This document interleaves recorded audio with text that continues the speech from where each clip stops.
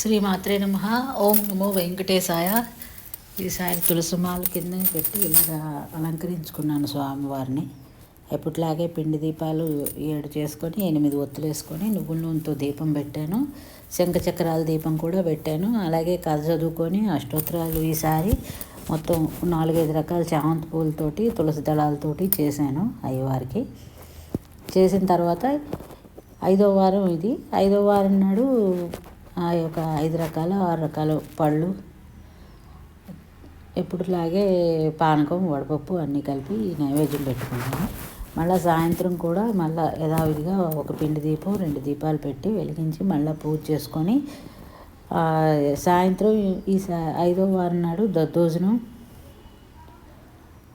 పరవన్నం పులిహార చేసి నైవేద్యం పెట్టాను. అన్నం పప్పు కూడా వండాను.